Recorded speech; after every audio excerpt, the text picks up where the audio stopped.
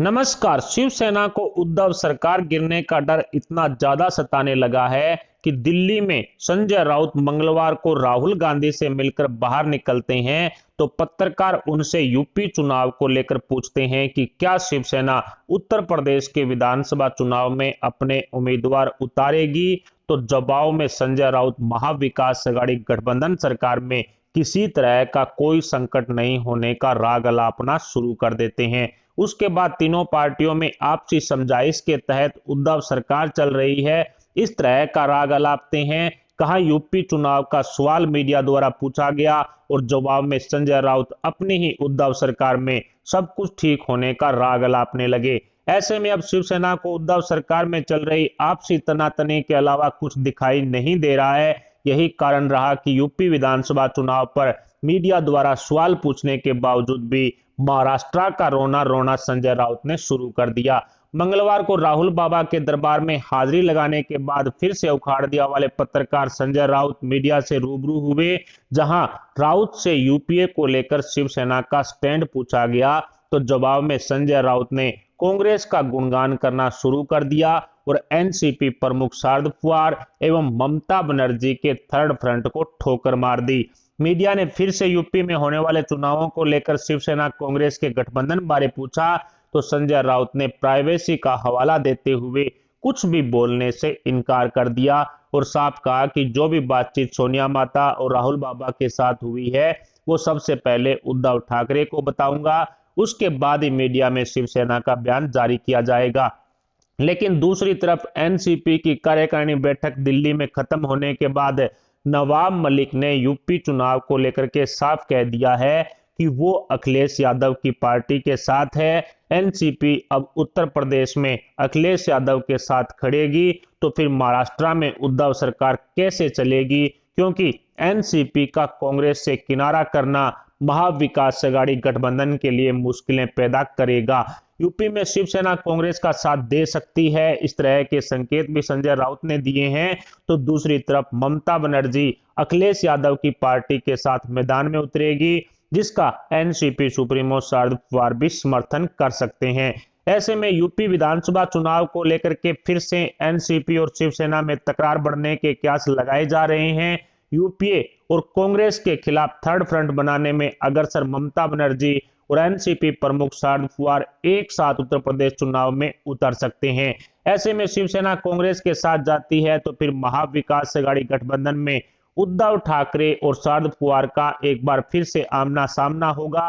कह सकते हैं कि दोनों के बीच में तकरार बढ़ेगी, जिसका एनसीपी कांग्रेस शिवसेना के महाविकास अघाड़ी गठबंधन पर भी बुरा प्रभाव पड़ेगा और परिणाम स्वरूप तीनों पार्टियों में आपसी दरार भी बढ़ेगी, जो उद्धव सरकार के लिए घातक भी साबित हो सकती है। उद्धव सरकार में लगातार हो रहे भ्रष्टाचारों के खुलासों को देखते हुए उत्तर प्रदेश में विधानसभा चुनाव के दौरान एनसीपी शिवसेना कांग्रेस में आमने सामने की टक्कर को देखते हुए, इससे तीनों पार्टियों में पनपने वाली आपसी दरार को देखते हुए बीजेपी के वरिष्ठ नेता और केंद्रीय मंत्री नारायण राणे ने मार्च 2022 तक अघाड़ी गैंग की सरकार गिरने वाली भविष्यवाणी की थी, जो धीरे धीरे सच साबित होती हुई दिखाई दे रही है। इसी बीच एनसीपी के एक नेता पी तानपुरे ईडी के शिकंजे में फंसे हुए हैं। उद्धव सरकार में मंत्री भी हैं। उद्धव सरकार के मंत्री पी तानपुरे से सहकारी बैंक घोटाला और चीनी मिल के खरीद फरोख्त में हेराफेरी मामले में आरोपी मंत्री से ईडी पूछताछ कर रही है।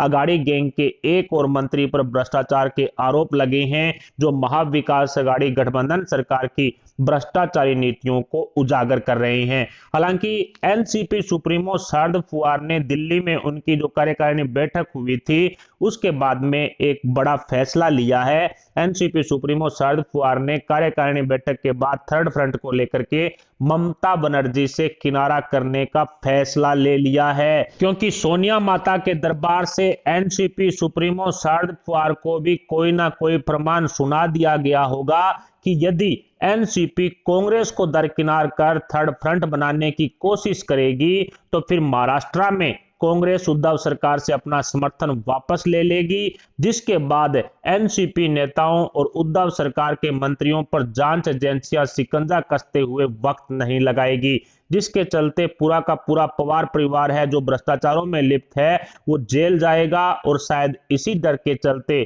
सोनिया माता के सामने शरद पवार भी झुक चुके हैं। यही कारण रहा कि नवाब मलिक ने कांग्रेस को साथ लेकर ही एक मजबूत यूपीए बनाने की बात कही है। नवाब मलिक के अनुसार एनसीपी ने एक प्रस्ताव पारित किया है जिसमें कांग्रेस को साथ लेकर एक मजबूत यूपीए बनाने का दावा किया जा रहा है। थर्ड फ्रंट बनाने को लेकर ममता बनर्जी से एनसीपी किनारा कर चुकी है और इसका मुख्य कारण महाराष्ट्र में एनसीपी के हाथों सरकार निकलने का डर है, क्योंकि कांग्रेस इस तरह का कदम उठाएगी तो फिर पवार परिवार का क्या होगा। कांग्रेस उद्धव सरकार से समर्थन वापस लेगी तो फिर एनसीपी के भ्रष्ट मंत्री जिनके खिलाफ भ्रष्टाचारों के अनेकों आरोप लगे हुए हैं, जिनके खिलाफ जांचें चल रही है, वसूली गैंग को लेकर के जो जांच चल रही है, ट्रांसफर पोस्टिंग मामले को लेकर के जो जांच चल रही है, अजीत पवार की 1400 करोड़ रुपए की संपत्ति ईडी जब्त कर चुकी है, इन सब मामलों में एनसीपी के नेता फंसेंगे। और इसी डर के चलते एनसीपी ने कांग्रेस के सामने घुटने टेक दिए हैं। लेकिन इसी कार्यकारिणी बैठक के बाद नवाब मलिक की तरफ से कहा गया है कि उत्तर प्रदेश में एनसीपी अखिलेश यादव के साथ है, यानी समाजवादी पार्टी के साथ है। यानी कि एक तरफ एनसीपी प्रमुख शरद पवार थर्ड फ्रंट बनाने को लेकर के इनकार कर रहे हैं, तो दूसरी तरफ यूपी चुनाव में अखिलेश यादव के साथ एनसीपी जाकर के कांग्रेस को नाराज भी कर रही है। और इसका कहीं ना कहीं घाटा है वो महाराष्ट्र की उद्धव सरकार में होगा।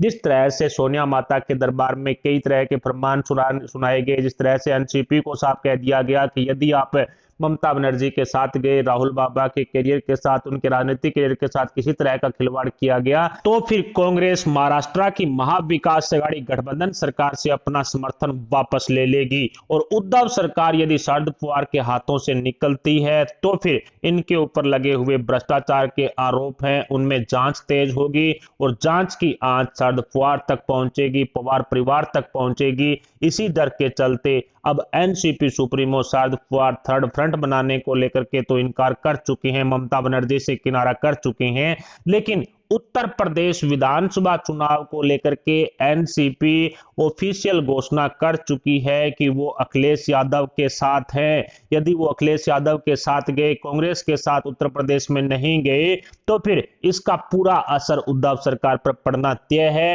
एनसीपी, कांग्रेस, शिवसेना तीनों पार्टियों में आपसी दरार है वो सामने आएगी, क्योंकि शिवसेना जिस तरह से संजय राउत ने संकेत दिए कि वो कांग्रेस के साथ ही विधानसभा चुनाव यूपी में उतरेगी, लेकिन दूसरी तरफ एनसीपी ने अखिलेश यादव यानी समाजवादी पार्टी के साथ जाने का ऐलान कर दिया है। ऐसे में महाविकास अघाड़ी गठबंधन में एक बार फिर से जो बवाल है वो पैदा होगा।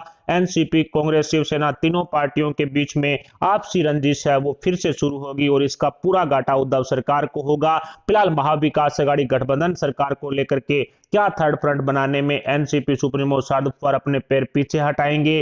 क्या शिवसेना कांग्रेस के साथ जाकर के एनसीपी को नाराज करने में कामयाब हो पाएगी? इस पर आप अपने विचार हमें कमेंट बॉक्स में जरूर बताएं। साथ ही वीडियो को लाइक करके हमारे चैनल को सब्सक्राइब जरूर कर लें। अभी के लिए इतना ही, मिलते हैं अगले वीडियो अपडेट के साथ। तब तक के लिए जय हिंद, जय भारत।